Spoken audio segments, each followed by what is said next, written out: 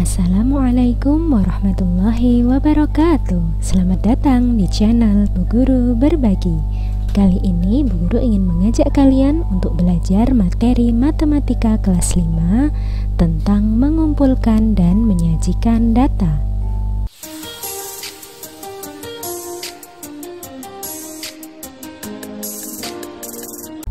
Sebelumnya kita akan belajar terlebih dahulu tentang data.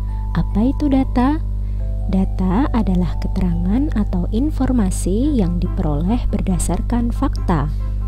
Jenis data yang akan kita pelajari pada materi ini ada dua macam, yaitu data diri peserta didik seperti umur, berat badan, tinggi badan, ukuran sepatu, dan lain-lain, yang biasanya berhubungan dengan diri peserta didik.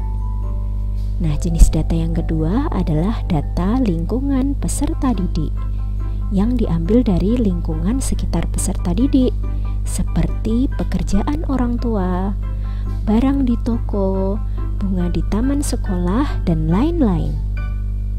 Informasi atau data-data dapat dikumpulkan dengan cara-cara berikut ini.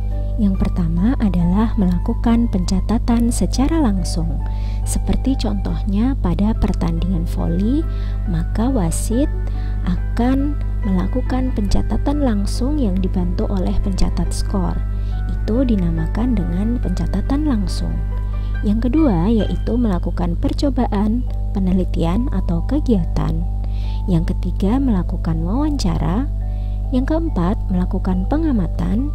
Yang kelima, menyebar angket atau kuesioner, yaitu seperti daftar centang, ya tidak, begitu. Kemudian yang keenam, mengutip atau menyalin informasi data yang sudah ada dari artikel, buku, atau yang lainnya.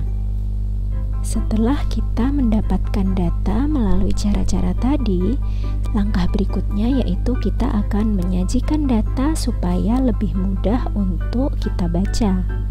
Cara menyajikan data ada dua, yaitu dalam bentuk tabel dan dalam bentuk diagram. Berikut ini adalah contoh penyajian data dalam bentuk tabel. Misalnya ada soal, Pak Umar seorang guru jasmani. Pada suatu hari, ia mengadakan pengukuran tinggi badan siswa-siswi kelas 5 SD Teladan. Dari hasil pengukuran tinggi badan tersebut, diperoleh data dalam sentimeter sebagai berikut. Susunlah data berikut dalam bentuk tabel. Akan terlihat data berupa susunan angka-angka seperti itu, kemudian kita akan buat tabelnya. Tabel terdiri dari judul tabel, kemudian kolom, judul kolom, kemudian juga baris-baris. Nah, di sini judul kolomnya ada 3, yaitu tinggi badan yang diukur dalam sentimeter, kemudian ada turus, kemudian ada banyak siswa. Nah, ada data tinggi 136 cm, itu ada 3 yang didapatkan, ada 3 anak, maka turusnya 3, kemudian banyak siswanya 3, begitu seterusnya. Tetapi yang perlu kita ingat adalah untuk mengurutkan data tinggi badan ataupun data apa saja, kita harus urutkan dari yang terkecil sampai yang terbesar atau dari yang terbesar sampai yang terkecil. Jadi tidak acak ya. Makanya itu ketika dilihat tinggi badannya dari yang terpendek yaitu 136 sampai yang tertinggi 146 cm. Berikutnya adalah tentang macam-macam diagram. Diagram ada berbagai macam. Yang pertama yaitu piktogram atau diagram gambar, yang merupakan diagram yang menggunakan gambar-gambar untuk mewakili banyaknya data. Contohnya kalian bisa lihat di situ ada data nilai siswa. Untuk nilai 5 itu ada 2 gambar. Nah, 1 gambar tidak hanya bisa mewakilkan satu siswa, tapi juga bisa mewakilkan misalnya 5, 10, 2, 3, dan sebagainya, terserah dari si pembuat tabel. Kemudian yang berikutnya yaitu diagram batang.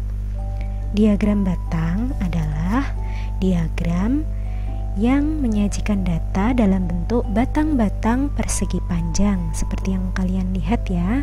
Jadi persegi panjangnya itu vertikal atau tegak ke atas. Kemudian yang berikutnya adalah diagram garis. Diagram garis merupakan diagram yang menyajikan data dalam bentuk titik-titik yang kemudian dihubungkan menjadi garis lurus seperti yang kalian lihat. Kemudian yang berikutnya adalah diagram lingkaran. Seperti namanya, diagram lingkaran merupakan diagram yang menyajikan data dalam bentuk sebuah lingkaran yang dibagi menjadi beberapa bagian atau beberapa juring sesuai datanya. Setiap potongan atau setiap juring dibuat berdasarkan besar persentase atau besar sudut dari setiap data. Sekian penjelasan dari Bu Guru Berbagi. Terima kasih telah menyimak video ini dengan baik. Jangan lupa tinggalkan jejak positif dengan like, komen, share, dan subscribe. Wassalamualaikum warahmatullahi wabarakatuh. Sampai jumpa pada video-video berikutnya.